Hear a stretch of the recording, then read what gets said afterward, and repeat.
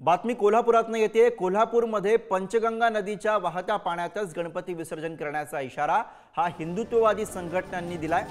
दरवर्षी पर्यावरणपूरक गणेश विसर्जनाची मोहीम पालिकेकडून राबवण्यात येते। यावर्षी सुद्धा पालिकेने पंचगंगा नदी परिसरामध्ये बॅरिकेडिंग केलेलं आहे। याविषयी माहिती मिळताच हिंदुत्ववादी संघटना आक्रमक झालेल्या आहेत। पंचगंगेच्या प्रदूषणासाठी अनेक घटक जबाबदार असताना हिंदूंच्या सणावेळीच प्रशासनाकडून नियम केले जात असल्याचा आरोप जो आहे तो हिंदुत्ववादी संघटना करताना आपल्याला पाहायला मिळतात। आणि त्यामुळे आता विसर्जनाच्या पार्श्वभूमीवरती कसा संघर्ष उभा राहतो हे पाहणं महत्त्वाचं असेल। कोल्हापुरातले प्रतिनिधी शेखर पाटील सध्या आपल्या सोबत आहेत। शेखर, पुन्हा एकदा पंचगंगा नदीच्या वाहत्या पाण्यातच गणपती विसर्जन करणार असा इशारा हिंदुत्ववादी संघटना घेताना दिसतात।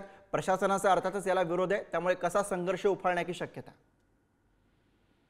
गुरु अगदी बरोबर आहे। आज महानगरपालिका प्रशासन आणि हिंदुत्ववादी संघटना आमने सामने या निमित्ताने येणार, कारण गेल्या काही वर्षांपासून सातत्यानं हिंदुत्ववादी संघटना ज्या आहेत त्या पंचगंगा नदीमध्येच विसर्जन करणार यावरती ठाम असताना पाहायला मिळाले। गेल्या वर्षी देखील ज्या पंचगंगा नदीला बॅरिकेडिंग करण्यात आलं होतं त्या परिसरामध्ये कोणालाही जाण्यासाठी विसर्जनासाठी बंदी करण्यात आली होती। ती बॅरिकेडिंग तोडून सगळे हिंदुत्ववादी संघटनेचे कार्यकर्ते आत घुसले होते आणि पंचगंगा नदीमध्ये विसर्जन केलं होतं। तर दुसरीकडे महानगरपालिकेनं शहरातील विविध ठिकाणी जे कुंड विसर्जन कुंड ठेवले होते त्या ठिकाणी देखील मोठ्या प्रमाणात नागरिकांनी विसर्जन जे ते केलं होतं। त्यामुळे एकीकडे काही जण पर्यावरणपूरक कुंडामध्येच विसर्जन करताना प्राधान्य देताना पाहायला मिळते, तर दुसरीकडे हिंदुत्ववादी संघटना ज्या आम्ही वाहत्या पाण्यातच विसर्जन या ठिकाणी करणार अशा पवित्र्यात असतात त्यांच्यासोबत देखील जाणारे काही जण त्या ठिकाणी पाहायला मिळते। त्यामुळे एक मोठा संघर्ष जो आहे तो आज देखील पाहण्याची शक्यता या ठिकाणी कोल्हापुरात पाहायला मिळते। धन्यवाद शेखर या सगळ्या सविस्तर माहितीसाठी।